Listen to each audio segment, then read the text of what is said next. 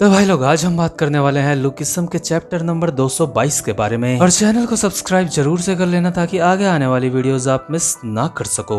तो पिछले एपिसोड में हमने देखा था हॉस्टल गैंग के जो एक ग्रुप का एक टकला होता है जो उस ग्रुप का बॉस होता है। डैनियल इस टकले के एक रैपट मार के इसको शक्तिमान बना देता है। ये बंदा घूमता घूमता टकराता है एक दीवार से, और इसके बाद इस टकले की खड़े उठने की हालत नहीं होती। इस टकले के साथ के बंदे कहते हैं, हे डैड, क्या आप ठीक हो? उसने बस इनके एक थप्पड़ ही तो मारा था बस। इसके बाद डैनियल कहता है, तुम उन लोगों का फायदा उठाते हो जिनके पास रहने के लिए घर नहीं होता। तुम इनसे वो चीजें करवाते हो जो इनको बिल्कुल भी पसंद नहीं है, और तुम खुद को एक फैमिली बोलते हो। इसके बाद टकले के साथ के बंदे कहते हैं, तू साले, तुझे हम जान से मार डालेंगे। ये दोनों के दोनों बढ़ते हैं डैनियल की तरफ अटैक करने के लिए, लेकिन डैनियल एक एक थप्पड़ में दोनों को लेटा देता है। डैनियल कहता है, तुमने कहा था तुम्हारे साथ जितने भी लोग रहते हैं वो तुम्हारी फैमिली है, क्योंकि किसी के पास कोई भी जगह नहीं है कहीं जाने के लिए, लेकिन तुम यहाँ पे लड़कियों का फायदा उठाते हो, जबकि तुम्हें उनकी मदद करनी चाहिए, तुम्हें उनका सहारा बनना चाहिए। ये दोनों बंदे कहते हैं, आखिर ये क्या बोल रहा है? दूसरा बंदा कहता है, मेरा दांत हिल रहा है। मतलब कि डैनियल एक थप्पड़ में ही इस बंदे का दांत हिला देता है, लेकिन तभी इसके बाद जो टकला होता है इनका बॉस, जब तक बेहोश पड़ा होता है, वो चुपके से एक बेसबॉल बैट उठाता है और पीछे से डैनियल के सर पे मार देता है। ये टकला कहता है, तो हरामखोर, तुझे फाइट करनी आती है, लेकिन ये ईस्ट रिवर साइड का इलाका है, तुझे पता भी है तो किससे पंगे ले रहा है? लेकिन यार जो डैनियल होता है ना, डैनियल ने इस बंदे का बेसबॉल बैट आखिरी मोमेंट में अपने हाथ से पकड़ लिया था। डैनियल इस बंदे की तरफ देख के कहता है, तो तू हॉस्टल गैंग से है ना? इस टकले की भी डैनियल को देख के फटके चार हो जाती है। ये अपने मन में सोच रहा होता है कि क्या इसने ये बैट पकड़ लिया? लेकिन तभी डैनियल इस टकले के मुंह पे एक मुक्का मारता है, जिसकी वजह से इस टकले की हालत खराब हो जाती है। डैनियल कहता है, अब मुझे यकीन हो गया है ये सारे काम हॉस्टल गैंग ही कर रही है, मुझे अपने बॉस के पास ले चल। तो इसके बाद सीन शिफ्ट होता है और हम जेम्स गॉन्ग के ग्रुप का सीन देखते हैं, जहाँ पे अभी इन लोगों के सामने खूब सारा खाना रखा होता है, और जेम्स गॉन्ग कहता है, अरे तुम ये खाना खा लो, ये मेरी तरफ से तुम सबको पार्टी है, तुम लोग जितना मर्जी खाना खा सकते हो, यहाँ पे सबसे अच्छा खाना मिलता है। और अभी जो जेम्स गॉन्ग हरामी होता है इन सबको अपने साथ फ्यूनरल हॉल में लेके आ रखा होता है, जहाँ पे जापान या किसी दूसरी कंट्री में लोग किसी के मरने का दुख मनाते हैं। अभी जेम्स गॉन्ग के साथ के जितने भी बंदे होते हैं सबके सब काफी ज्यादा हैरान होते हैं। इनमें से एक बंदा कहता है, हे डैड, आखिर मैं क्या करूं?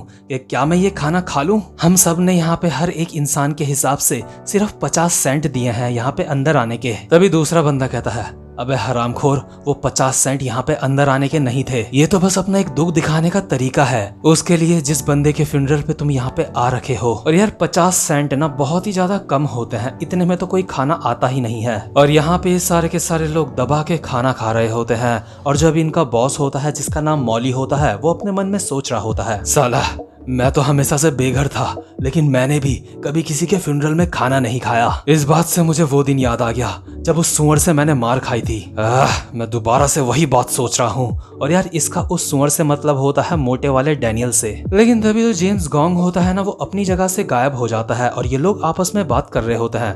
आखिर वो हरामखोर कहाँ गया? अभी थोड़ी देर पहले तो यहीं पे बैठा था वो। दूसरा बंदा कहता है, ये साला पता नहीं कहाँ भाग जाता है हमेशा। लेकिन तभी हमें दूर से आवाज आती है, एक आदमी जेम्स गॉन्ग का कॉलर पकड़ के कह रहा होता है, तू साले चोर कहीं के, मैंने तुझे पकड़ लिया हरामखोर। जेम्स के साथ के बंदे अभी अपने मन में सोच रहे होते हैं, आखिर इस हरामखोर ने अब क्या कर दिया? जेम्स गॉन्ग का जिसने कॉलर पकड़ा होता है, जेम्स उसको कहता है, हे मिस्टर, तुम गलती कर रहे हो, मैंने कुछ भी चोरी नहीं करा है। इसके बाद जिसने कॉलर पकड़ा होता है वो कहता है, तू हरामखोर, अगर तूने चोरी नहीं करी है तो ये दान पेटी तेरे हाथ में क्या कर रही है? अब मैं तुझे यहाँ से पुलिस स्टेशन ले जाऊंगा, चल मेरे साथ। और जेम्स के साथ के बंदे अपने मन में सोच रहे होते हैं, ये साला वो दान पेटी चुराने की कोशिश कर रहा था।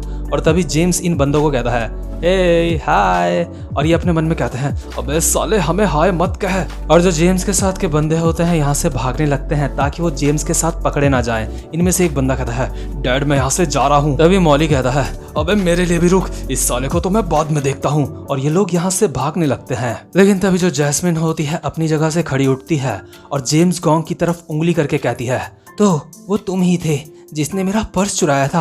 हे गाइस, यही है वो जिसने मेरा पर्स चुराया था। और अभी जैस्मिन के साथ के सारे बंदे हैरान हो जाते हैं और खड़े होके ये देख रहे होते हैं। और अभी जो जैस्मिन होती है उसने जेम्स का कॉलर पकड़ा हुआ होता है और कहती है, तू चोर कहीं के, मुझे मेरा पर्स वापस कर दे। जब तू खाना खा रहा था तो तूने ऐसी एक्टिंग करी जैसे तू खाना खा रहा था, लेकिन तूने मेरा पर्स चुरा लिया। तभी जिस अंकल ने जेम्स का कॉलर पकड़ा होता है अभी कुछ देर पहले, वो कहता है, क्या इसने तुम्हारा भी पर्स चुराया था? रुक जाओ, बस रुक जाओ, मैं अभी पुलिस को कॉल करता हूँ। लेकिन तभी जो जैस्मिन होती है अपने साथ वालों को कहती है, हे गाइस, आखिर तुम किसका इंतजार कर रहे हो? इसी ने मेरा पर्स चुराया था, इसको पकड़ लो। हे मिस्टर, आप परेशान मत हो, हम पहले ही पुलिस को कॉल कर चुके हैं, हम इसको खुद पुलिस के पास छोड़ के आएंगे। और ये सारे के सारे बंदे जेम्स गॉन्ग को उठा के यहाँ से ले जाते हैं। और ये आदमी कहता है, ठीक है। तो इसके बाद जो सारे के सारे छपरी लोग होते हैं यहाँ से अपनी चोरी की कार में निकल लेते हैं। और कार की पीछे वाली डिक्की में अभी वो खिलौने की मशीन भी होती है जो इन्होंने पहले चुराई होती है। जेम्स गॉन्ग मॉली को कहता है,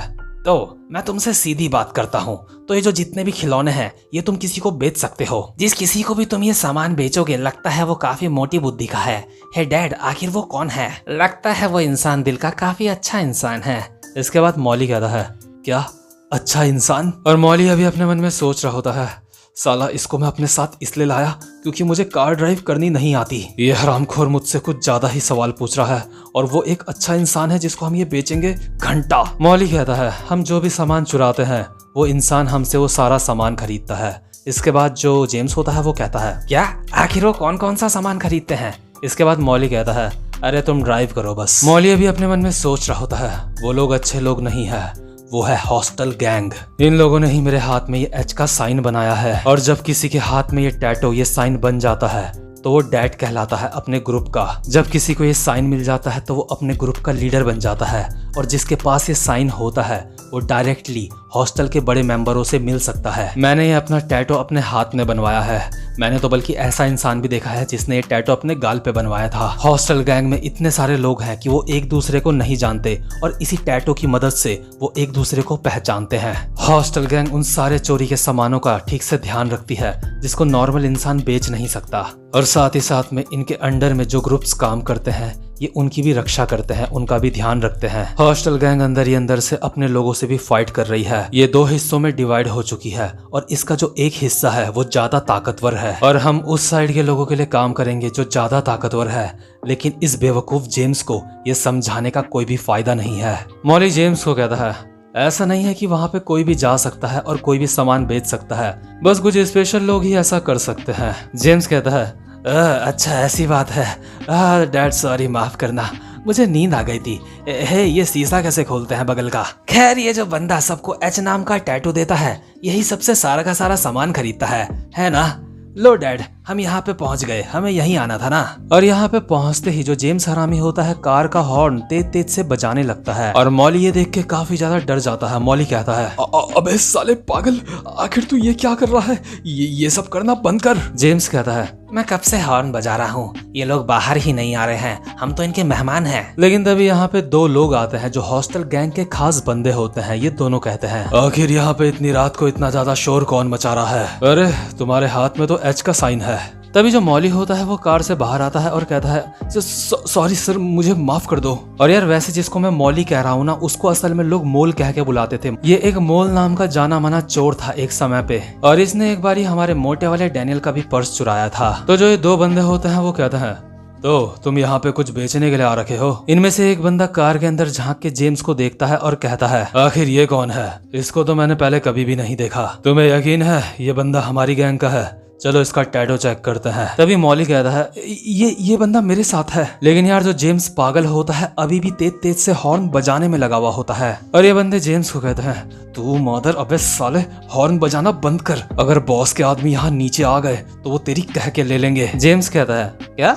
लेकिन मैं भी तो तुम्हारे ग्रुप का मेंबर हूँ। मॉली जेम्स को कहता है, अबे साले ये करना बंद कर। लेकिन तभी जो एक बंदा होता है जेम्स को बहुत ही सीरियसली कहता है, अबे साले तुझे लगता है तू बहुत ज्यादा फनी है क्या? तुझे नहीं पता यहाँ पे सिर्फ ग्रुप्स के डैड्स को आना अलाउड है। तभी मॉली कहता है सर मुझे माफ कर दो, मैं इसको अच्छे से सबक सिखाऊंगा। लेकिन तभी जो जेम्स पागल होता है इस बंदे की नाक पे अपना सर मार के इसकी नाक फोड़ देता है और इसकी नाक से जो खून निकलता है उस खून से अपने सर पे भी एच का साइन बना देता है। जेम्स कहता है अबे देख, मैं भी हॉस्टल गैंग का ऑफिशियल मेंबर बन गया, मुझे भी मेरा टैटू मिल गया। देख अब मैं भी हॉस्टल गैंग का मेंबर हूँ, तो जल्दी से अपने बॉस को बाहर बुला। और अभी जो यहाँ पे बंदे होते हैं वो कह रहे होते हैं ये साला हरामखोर, इसको कोई रोको। लेकिन तभी हम देखते हैं एक बंदा ऊपर बिल्डिंग से कूदता है और सीधा लात मारता है जो कार होती है उसके शीशे पे, और शीशा तोड़ के अपने हाथ से जेम्स का कॉलर पकड़ता है और कहता है अबे साले तू कौन है, क्या तू यहाँ पे इंटरव्यू देने के लिए आ रखा है? जेम्स कहता है कौन मैं हूँ जेम्स, और तुम कौन हो? ये बंदा कहता है कौन मैं हूँ यहाँ का बॉस। और ये जो बंदा होता है इसका नाम होता है ऑली वैंग, जिसको सब बिग डैडी के नाम से जानते हैं। और यार ये बंदा भी लू किस्म का एक बहुत ही ज्यादा पावरफुल कैरेक्टर है, जिसकी फाइट्स देखने में आगे हमें काफी ज्यादा मजा आने वाला है। तो भाई लोग ये वाला चैप्टर यहीं पे खत्म होता है। अगर आपको ये वीडियो थोड़ी सी भी अच्छी लगी हो तो चैनल को जल्दी से सब्सक्राइब और वीडियो को लाइक जरूर से कर देना। अब मैं मिलूंगा आपसे अपने नेक्स्ट एपिसोड में, तब तक के लिए गुड बाय।